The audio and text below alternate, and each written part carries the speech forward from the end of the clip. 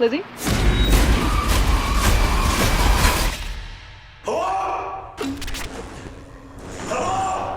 Listen, I really want to start with, and I mean this so sincerely, congratulations, because making any movie is impossible, and indie movies right now, it's really impossible. So I really want to commend you guys for what you did and for how good it is for, not making it with Marvel money. Thank you. Thank you. You know what I mean? So listen, I love throwing a curve at the beginning before we get started. A little bit of, like, I would say, get to know each of you. What is the last movie or TV show that you saw that you'd like to recommend to everyone? The Rehearsal on HBO. Oh, fuck yeah. Season 2. Well, anything by Nathan Fielder I would recommend. Okay. I'm going to think of the one I really want to recommend as soon as I walk out of here, but Adolescence on Netflix is amazing. Hilarious. Joking. I got that. Adolescence and Apple Cider Vinegar are two miniseries on Netflix that you can't miss. Really, really good. Department Q is really good too. I'll stop there. That's pretty. The Gilded Age is fantastic. I would take any role on that show. I would be in heaven. And also The Hunting Wives, which I did not want to watch, and it's freaking phenomenal. Oh. It's so weird. Yeah, are you in it? It's so good. No, I'm not in it. Oh, I'm like, yeah, it has all those twists and turns, and yeah, those are my two. I mean, I have to say, for me, probably, I hate to be the standout. Honestly, 28 Years Later. I went and saw 28 Years Later in the theater last weekend and saw Fantastic Four this past weekend. I love the fact that movies are back in theaters. I feel like it's like there's a movie-going experience, and Strange Harvest is one of those things, hopefully, that everyone really kind of gets into as well. But 28 Years Later, I was really kind of blown away by it. It was a movie that I didn't expect, and it became a different movie while still staying true to itself. I think I couldn't recommend enough. I mean, outside of our art piece, of course. Even though I helped kill you, I second that opinion. Peter, something that a lot of people might not realize is that you are a composer. You do a lot of stuff besides acting, and I believe you actually worked with Celine Dion in the 90s. Like, you have a pretty 12, but yes. Right. But talk a little bit about the fact, like, you did the music on Winx Club. Like there's I did a lot of Nickelodeon girl-centric pop music, which, to look at me, is probably the first thing you'd assume. Say, I know it was for me. So, that's how we met. So I'm so curious though, because you have such an interesting career prior to acting. Did you always know that you wanted to act? How did you end up, So it was both for me. In college, high school, I was like the guy that was in a band, but also was in the plays, just going into the world. Music I knew was what I wanted to do. But I also really wanted to do acting. I just didn't want to be a waiter for 20 years, which is what I was afraid I would be. It was such a specific thing. You either get a part, you don't get a part. Whereas music, I thought there were all these roads in. And so I ended up being, really into the songwriting and production world. And so, in the 90s was where things started to happen. And Celine Dion, I was very fortunate to be a part of her sort of ascension. Well, that's the perfect word to use at a Strange Harvest Q&A. Artists like her, J-Lo, I'm totally blanking, but a lot of different artists, Avril Lavigne, Vanessa Carlton, and then I did a lot of Nickelodeon kids music. I wrote the theme song to the version of Blues Clues that's on now. That theme song is me, and did a lot of stuff with them, still occasionally. But then about 3.5 years ago, two of my friends who created a show called Billions on Showtime just put me in an episode that needed music also for the scene. So they're like, and you can be this billionaire in a dad band on Billions. And so I was like, and then when we were on set filming, something happened, and I just thought, there's no going back. I've got to get back to this. And it just sort of took over. And it's just been my absolute passion for the past 3 years now. Music is still, I'm doing something right now. When I get home tonight, I got to actually do a music thing and an audition. So it's going to be a long night. Anyway, was that a long enough answer? Do we have time for anything else? Yeah, but I like asking a few randoms before getting into what we're here for. Jesse, I'm moving to you. Before playing Mr. Shiny, first of all, you were the production designer on this movie, besides also being Mr. Shiny. That is correct, yeah. But what I found fascinating was you were the mold maker on Iron Man and Zack Snyder's Watchmen. Yes. My background actually came from when I was a kid. I started off in special makeup effects. I wanted to be a monster maker. I wanted to do, all of this stuff. I grew up on the East Coast, so there wasn't a lot of opportunities. This was before Atlanta blew up. I literally left Atlanta in like 2005, right before everything blew up. Oddly enough, I went my first movie job once I moved to LA was getting a phone call to go back to work on Walking Dead to do makeup back in Atlanta. But yeah, once I moved out to LA, I got to work for Imagineering. I got to work for Stan Winston Studios, ADI, all this other stuff. And I managed to hook up with this company called New Deal Studios, which is one of the last great bastions of miniature effects. They did everything from Dark Knight, Iron Man, Tropic Thunder, Watchmen. Actually, one of my old bosses actually won the Academy Award for Interstellar. As well as the Academy Award for First Man. So I got to work with these amazing people, and it was so much fun kind of being on that side of it. Being a production designer, I kind of came into almost by accident because of the fact that I was able to build sets and do stuff, and it was really, I wasn't classically trained by any means. But in the background makeup effects, I'd also been able to I'm a creature performer. Everybody puts on their costume and they all creep around and they try to bring that to life. So I kind of bringing that to other movies that I've done where I've played creatures and The Vault, other stuff. And that's what kind of brought that's what brought Stuart to and I working together, not only as production design, but also getting to play Mr. Shiny. Speaking of Stuart, I'm just going to maybe pass maybe a question or two for you. I know it's generic, but talk a little bit about where this idea came from.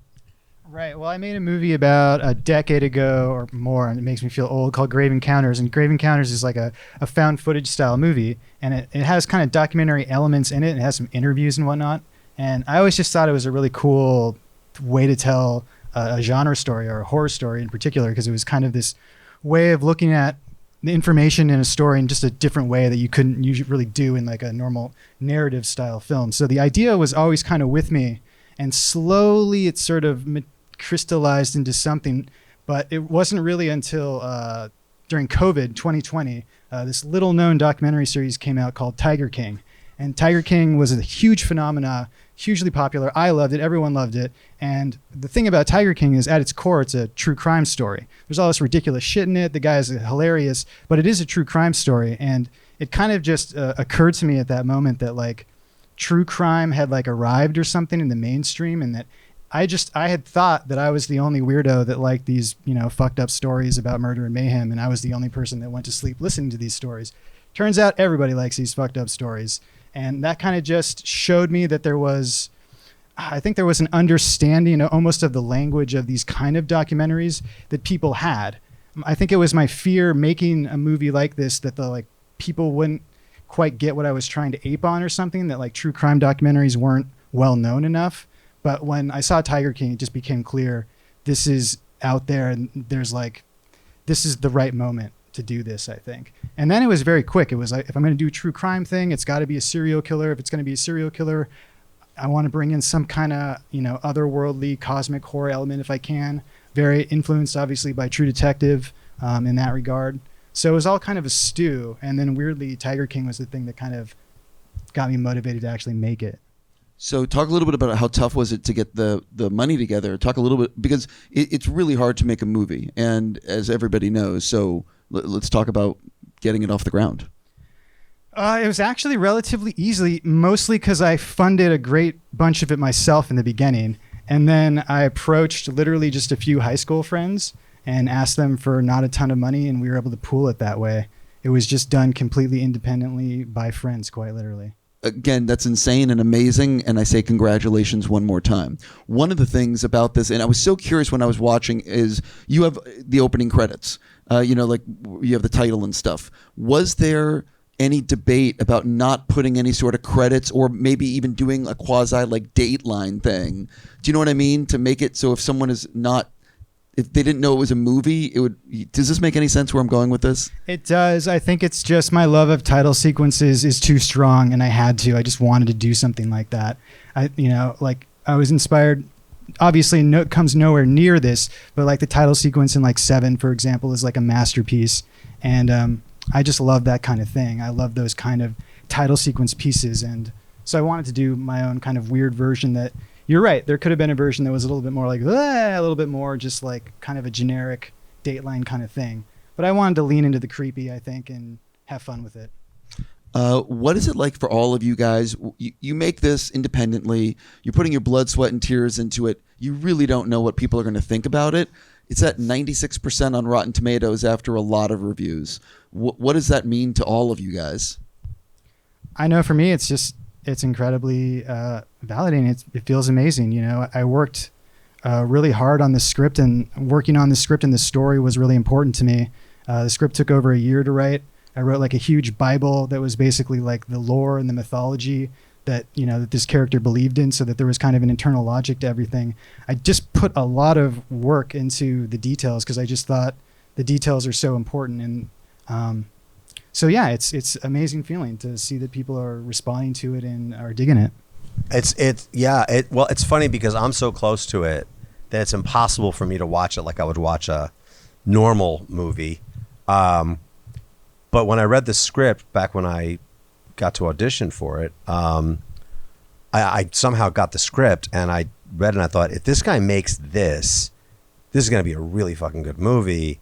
And then, so because I'm so close to it, it's impossible for me to be objective. But at the same time, seeing that score and seeing the reviews, a part of me is like, yeah, it does. Movie rocks. I mean, it just does its thing so perfectly well, and resists a lot of tropes, I think, that a lot of horror movies don't. Anyway, but Terry, why don't you say something? Well, I found it gratifying because it's very hard to know how a movie's going to turn out. You, as an actor, you pick a role and you like the role and you research about the writer director, and, you know, you find out who your other actors are. But this set, I cannot applaud Stuart enough, because not only was it a very tight, strong script, but we all had a ball on the set, and I'm a scaredy cat. So Lexi Taylor could handle this. I can't, but she's a badass, so she can handle it. But I will say that the way that it played out and how organized they were and how methodical he was about all the shots and how professional everything was and how everything just worked so seamlessly. It's very gratifying to then see it be a strong, tight film, you know, I can't find any holes. I've watched it quite a few times, and you try to watch it as objectively as you can. I hope you all enjoyed it, but we enjoyed making it. So the first time that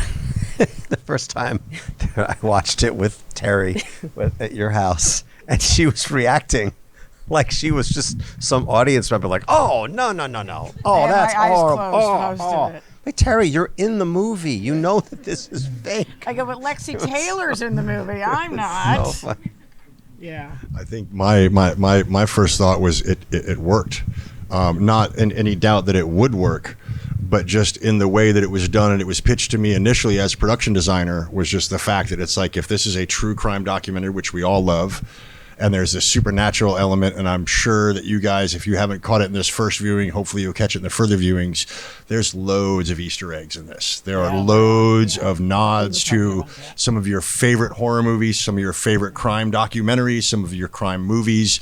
They're hidden all over the place, not only through the script, through Stuart's brilliant writing, but stuff that we were able to bring in visually as well. So there's a familiarity to it that I think a lot of people don't recognize in their first viewing, but as you watch it more and more, you'll start to see nuances that were brought on, not only by the performances of these guys, and I like to think by myself a little bit, but in terms of art department and kind of building this world where all of this seemed possible, it seemed feasible, and it was real enough to be scary. It wasn't this fantastical world, it was next door. And then through Stuart's writing, the performances, and then editing and putting it all together, I remember shooting this movie of like, man, I don't know if this is going to work. Like, this is, you know, but trusting Stuart, all of us were just like, okay, this is nuts, but if this is done right, man, this is going to be cool. And I feel like he delivered, certainly. Isn't there stuff there's even some stuff in the news chyrons? Oh yeah. Yeah. In a lot of the news reenactments that we did, there's like these floating tickers at the bottom. You'll see where they have international stories or whatever about things that are going on. There's all sorts of stories that I want to tell that are hidden in there about weird things going on in the world. So definitely something to check out on a repeat viewing. And when I first met you, you scared the crap out of me, and because I had read I the have that script, effect on women. obviously, yeah. After that, he didn't. After that, he's very charming. But it's so interesting because as the character, and he really did kind of freak me out. But then the minute you talk, you know, and then, but you were already in character, I think. You know, you were already kind of in that character, so it was so interesting. And he and I just had chemistry from the beginning. We just like We just hit it off chemistry-wise as far as the energy. Yeah, they're not in a lot of scenes together, but No. the few that you are, I definitely feel it. And the whole throuple storyline that you were working on, you that's cut out. completely. That from might it. be in the next one. Unfortunately, yeah. I am curious though for Peter and Terry. You guys filmed all your stuff in like the same warehouse type thing. For those scenes, yeah. Yeah, so I'm just for those scenes, and I'm just curious, how many days was that shoot? Because there's a lot of dialogue that you guys have to deliver, and as someone who understands independent filmmaking, it's pretty clear you were shooting all of that together, and so what is it like as actors having to learn that much dialogue, knowing that you don't have that many takes and you don't have that much time? Well, and also they had a technical issue. Was it there when I was there? That you guys had the technical noise outside and you're like, holy crap. It was literal. It was not technical. It was literal. But it was literal. Like not the only world was first being day. remade outside of the warehouse somehow. We were just joking about this outside with kind of the first day that we shot with Peter. It was something like Peter did something like 30 pages, which is a lot for, that's a lot of pages to do on a feature film in one day. Dialogue. And it's not like they're even scenes. It's monologue is really what it is. It's just one person talking. And so we did the first day and, it was Peter killed it. It was great. And then what did I say after that? Well, I was really proud of the fact. I was all cocky, like I was off book for like the first 30 pages. And then we shot that and I was super happy. Like a cute story I like telling at these things is like when the first thing we shot really was when I say my name, who I am, and where I work, which is the first thing that Joe Kirby says in the film. And, up until that moment, you don't really know how it's going to go. And so I did the first take of that. And then he says cut and he just comes over and he puts his arms around me. And we had this big hug because it was a moment of like, all right, this might actually work. But after that first day, we got through those first 30 pages and I was super proud of where we were at and what I had memorized. They were like, all right, I'm like, so what's up for tomorrow? Like you have me tomorrow. He's like, yeah, tomorrow we're going to try to go from page 30 to page 80. And I'm like, all right, I don't have 80 pages memorized. Could we do like a paragraph and then I'll memorize another paragraph and do another paragraph and I'll memorize another paragraph. But what they actually did was they set up, I was super familiar with everything. And then they had a teleprompter. And it was like kind of the best possible scenario because just having it there, I could sound extemporaneous. And and by the way. But we rarely used it, I think. Because I'm going to tell them. Very familiar.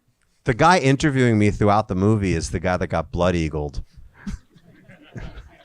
Yeah, that dude. That's who I'm talking to the whole movie. This blood eagle dude. So, yeah. It was interesting because it gave it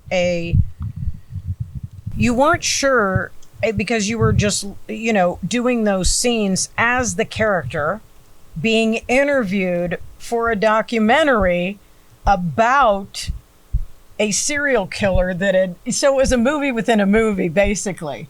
So it's also thinking, I remember thinking, well, it's as Lexi Taylor, I'm sitting up here being interviewed. We're not really wanting to be interviewed. It made it very interesting to do that. And I think also to lay it all down, it was interesting to find out how it was going to play out because we did realize it was carried away all the way through the movie. It was the through line through the actual film that then was going to be broken up. So it was kind of like you had a moment of going, wonder if this is going to work. Like, is this going to hit all the different peaks when you have the scenes? And it did. Yeah, it was a definite leap of faith. And shooting some of that stuff in that warehouse was a fucking nightmare because there was some kind of recycling plant that was next to it. Yeah. And like,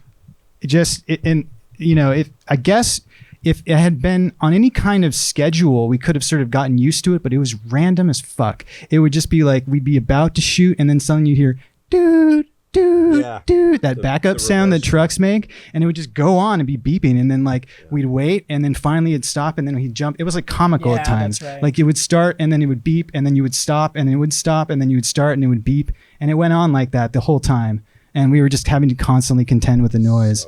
With that and the area we were in, I remember that we went on a location scout and literally I got lost in a location scout and cops pulled me over because they saw me circling the block and they're like, you don't want to be in this neighborhood. I don't know what you're doing here. And I'm like, I'm looking for this. And they're like, you don't belong here. You need to leave. Yeah. And it was like, okay, great. I left. So we were in a very industrial neighborhood that was not very well kept up. So I remember just weird noises going on all the time that sounded like construction or sounded Yeah, Like Mr. Shiny getting busy. Yeah, exactly. It looked cool though.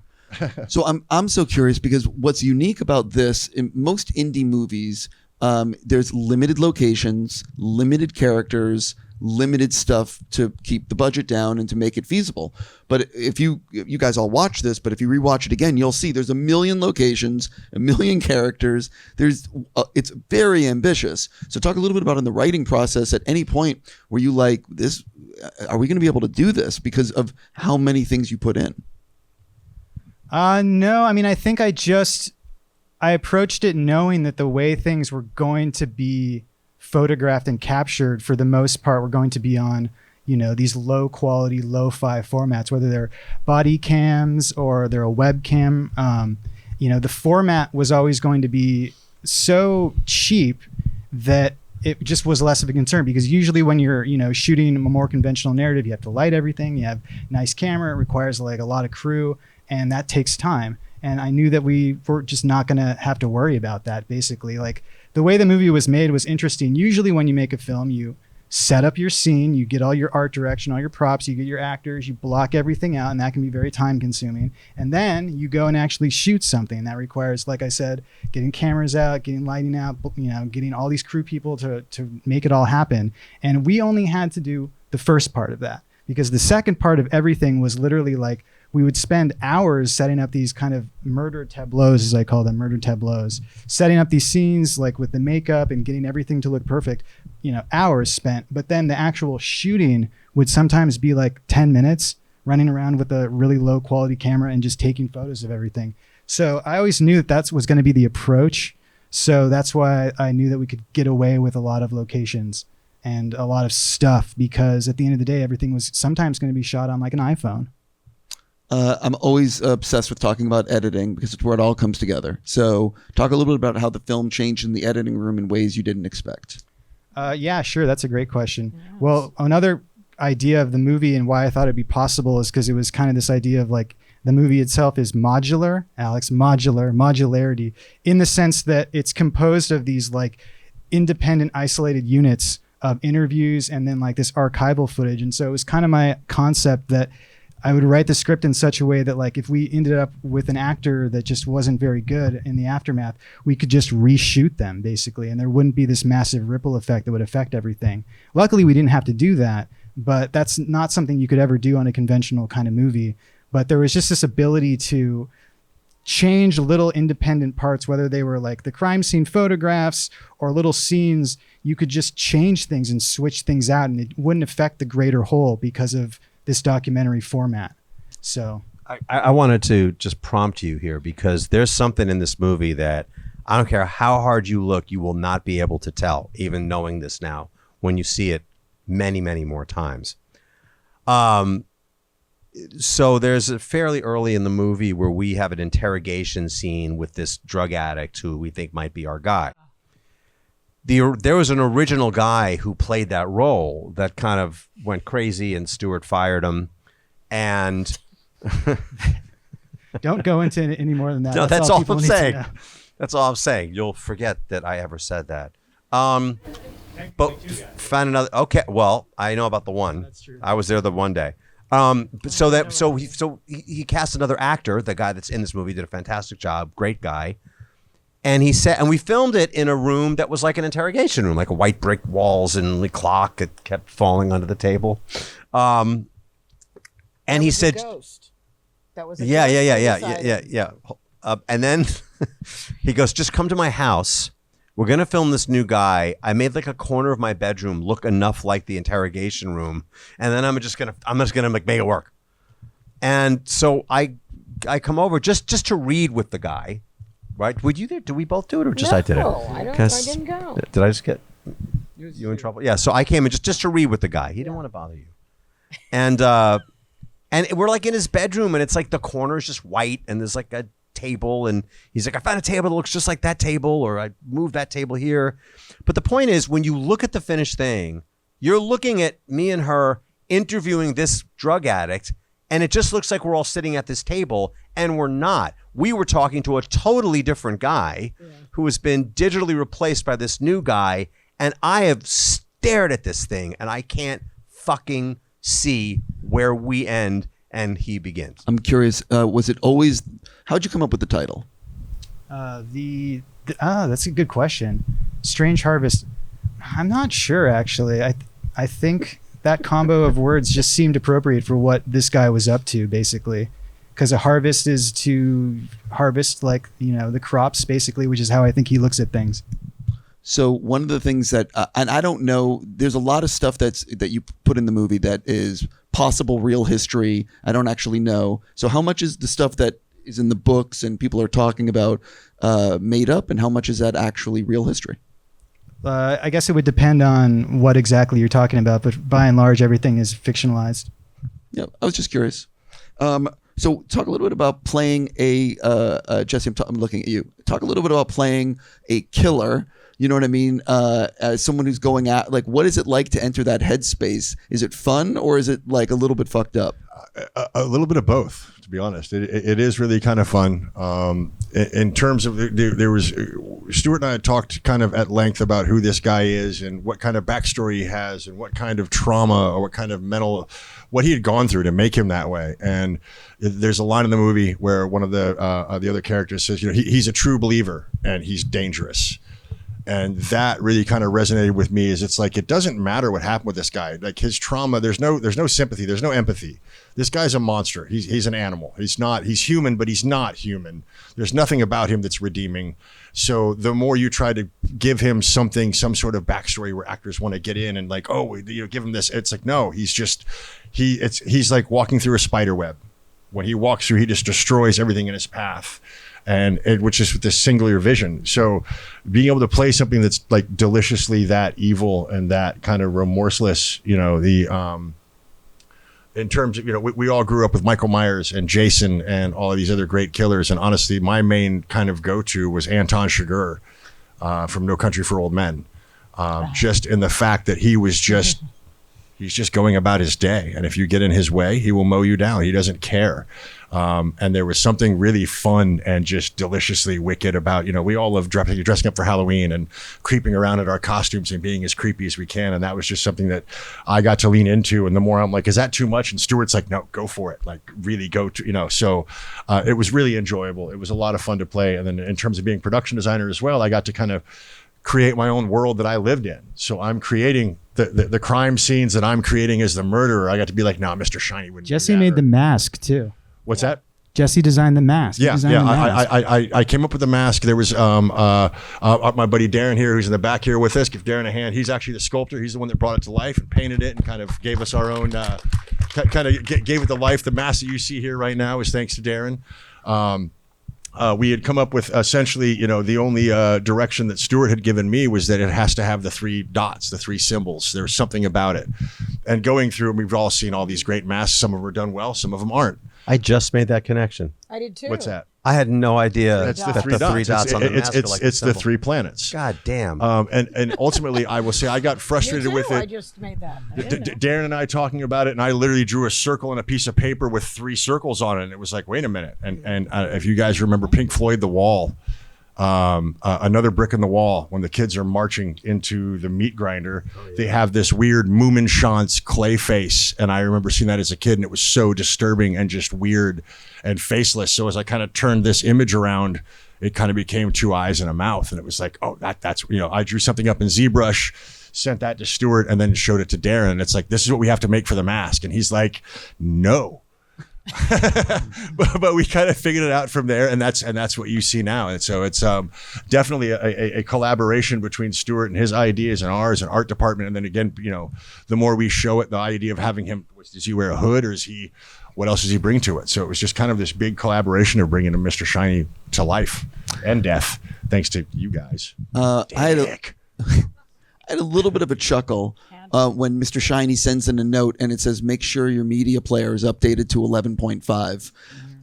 I found that very, it's a levity in the movie. How much did you debate including that? Because it's for some people like me, it's funny, and other people aren't going to catch that at all. That was just him being practical, I didn't necessarily even I think it is funny, but from his perspective, it was a practical thing. He wanted to make sure that they could see it. So that's why he put it there. But, I was careful. I'm not a big fan of necessarily doling out a ton of comedy. I like a very serious kind of horror film.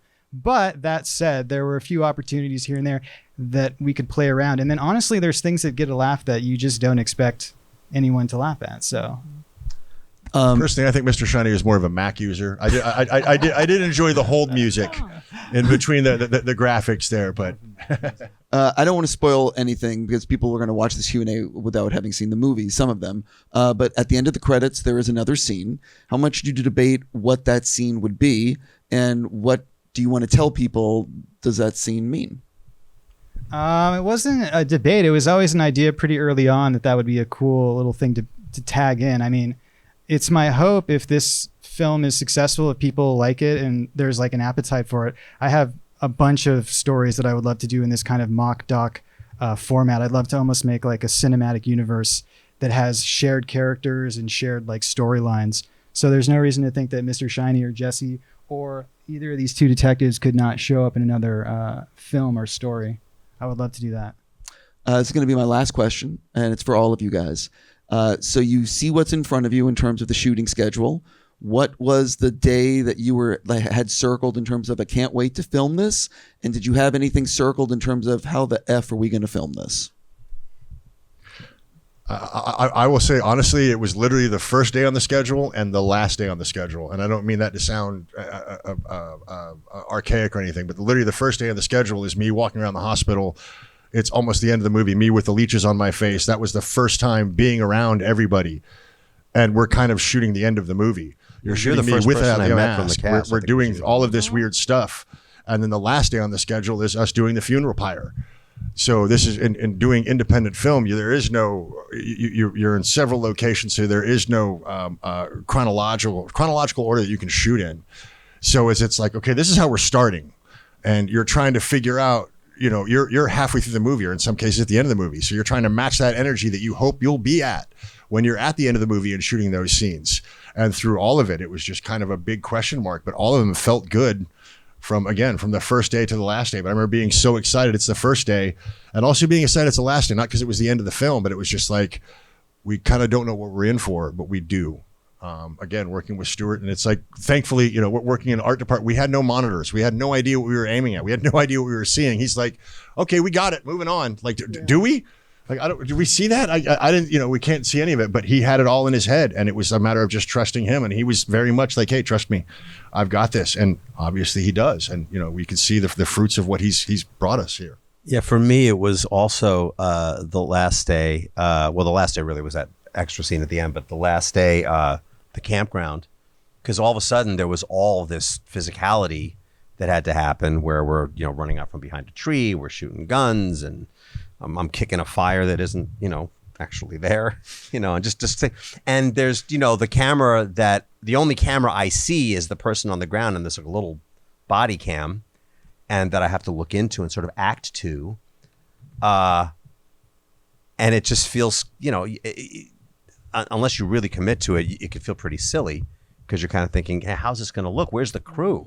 There's just this little body cam. That was this You movie. sure? That's the anthem of this movie. Where's the crew? Yeah. But it's just like, I'm just looking at like the chest is just the little body cam. And I'm like, this isn't gonna look lame. And then I see the movie, I'm like, God damn, that looks badass. That and then my first day doing the interviews, just sort of wanting to get over that hump of, can I deliver this? Because it has to read like you're someone speaking extemporaneously. And the whole thing in the casting search for him was everything has to be incredibly micro in terms of expressions and the cadences and how you're saying the lines. But also it can't be flat, because if it's flat, then it's just boring. So, really hoping that I, at least speaking for myself, could find those cadences and those rhythms and those colors and shades that kept it alive for the audience and kept it feeling real and sounding like improv, even though I was just going word for word what was on the page. So getting past that first day. That first day of that anyway. So for me, probably also when we were doing the with the baby scene he really had policemen there that were teaching. I really wanted to make sure, I think both of us did, that everything was authentic, that we really looked like we knew what we were doing with a gun. I'd never handled a gun before, so and by the way, being a seasoned homicide detective is different than just being somebody who's just learning that skill. So that was really a benefit to have him on there. Nope, you wouldn't hold it like that. You would do it like this. How about the badge? How about this? And then, I mean, every scene, everything was enjoyable, but I think I was very freaked out to film where the 3 people were murdered inside the home. I wasn't sure how I was going to be able to handle it. I mean, I felt that way the entire way through before I started filming, that I don't think I'm going to be able to handle any of this. At all given times, I was saying, I can't handle this. But that was also, and then once I got in there and went, okay, these are actors. Yeah, it happens in real life, but you're a detective, you're this. But the realness of everything and the way everything was put together made it very, very honest and professional and real. I think for me, I mean, the first day I was excited about, and the first day was really funny because we were going to shoot in this hospital set, and we were also going to shoot the webcam scene with the girl. I'll never forget. I got an email at like, I don't know, 5 o'clock, 4 o'clock in the morning or whatever. Like, I can't sleep, and I check my email, and it's from that actress's agent saying she's had appendicitis and has to be rushed to the ER, so she can't act. And it was like the first scene basically was that. And like, I remember just like showing it to one of the other producers, and we just started laughing like maniacs basically. And it was just like, what can you do? And then you just have to soldier on. I think the thing that I was the most worried about was there's a scene with the pool. And that was something that was written in the script that probably was the thing I was the most worried about, because it's a very specific set. It's an Olympic-sized pool, an abandoned one, and there's just only so many of those that are going to exist in any one place. But somehow we found that pool almost immediately when we started searching, and we were like, we wanted to put real water into it, and we started kind of running the numbers and talking to them, and at first they weren't going to let us do it, but then they're like, okay, we'll let you put water in there, but honestly we don't know what's going to happen. It's possible that water will start shooting out into the street basically, and we were like, okay, this is a little bit beyond the scope of our resources.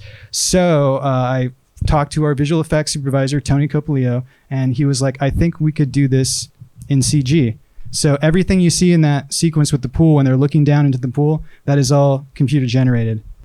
Everything you see below the lip of the pool was not really there. My team was responsible for everything above it, but that's everything below that was all done by Tony and his guys, which that's always just, yeah. Shout out Tony. Hence the reason you got a free mask tonight. Yeah. Just pointing that out. Hey, so I just want to say real quick, for everyone in here, if you are on what's called the social media and you enjoyed this film, this is the kind of thing that you really want to spread the word on, because, it's important, especially because it's supporting indie cinema. I really want to say, and I said it before, a real serious congratulations to you guys for delivering something cool and the positive reviews. And I'm really happy to have helped, promote and talk to you guys tonight. I wish you guys nothing but the best. Thank you so much. Thank you guys. Thank you guys. I'm glad to see that.